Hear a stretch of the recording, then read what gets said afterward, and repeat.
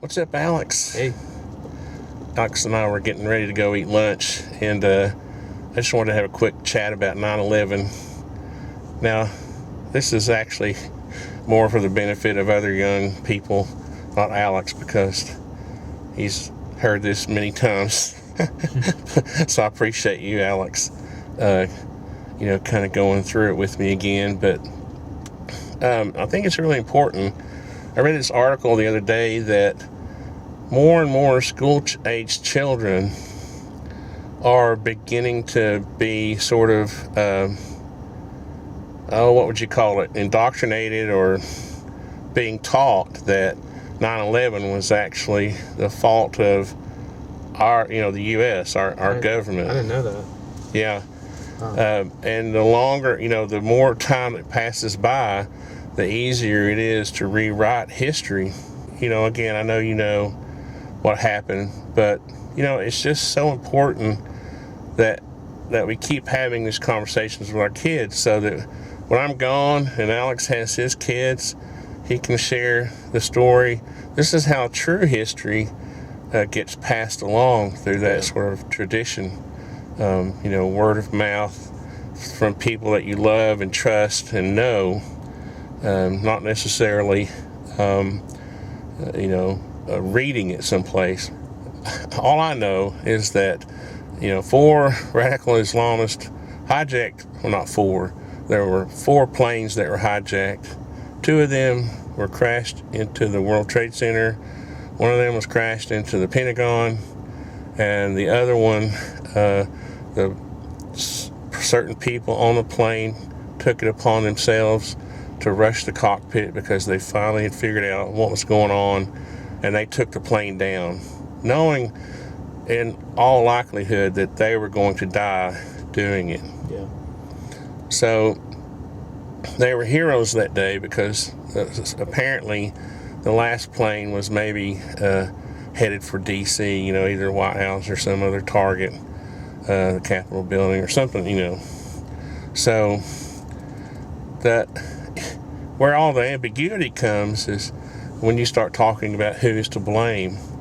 And I don't, you can argue that if you just wanted to take it to the nth degree, the nth intellectual argument, you could say there were policies of the United States that enraged people, but that doesn't justify it.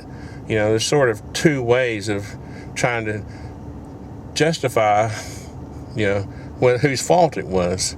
And one, is to talk about, it was, again, our policies, whatever military actions that we took, whatever. But that, in my mind, will never justify nor change the actual story. The internet is a vast sea of what I call perversion. And there are all kinds of, you've probably seen the internet conspiracies. Yeah. And so it's important for us, the people who lived through it. I lived through it. I remember exactly where I was. I was in a meeting. I worked at an architecture firm at that time as a project manager. I was in a meeting, and we were all immediately called out.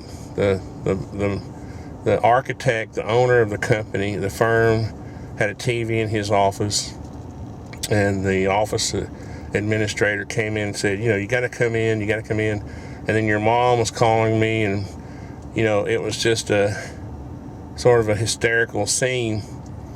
And so, I didn't actually live through it. I lived through the event, the time, the era. I wasn't obviously there, but I do know what happened. And I just want to continue that tradition of, making sure that my kids know what happened and just to know the truth. So, again, people will say, well, the truth is sort of ambiguous with regards to this, but I personally feel like I know what the truth is, So anyway, my heart goes out to the families, those people who were actually killed, their relatives, and those people who have to relive this every year. And And that's the main thing, is that we always respect their memories and we honor their memories.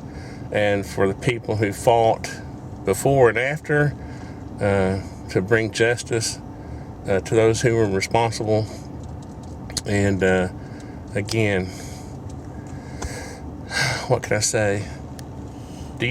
I know you go to a really good school, and I know I just saw a post from your school on Instagram. It was a really nice post, Yeah.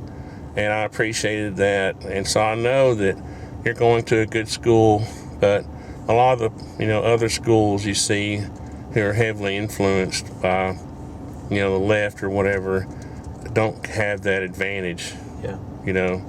And they're being taught, unfortunately, in some cases, things that are different. So anyway, thanks a lot, guys. Thank you, Alex, for sitting through my 9/11 video, and I appreciate you. You've always been a good son. You and Barrett and Allie, good daughter, and I really love you guys and appreciate that you've always honored your father and your mother. So anyway, you have anything to say? Let's go to lunch. All right. See ya.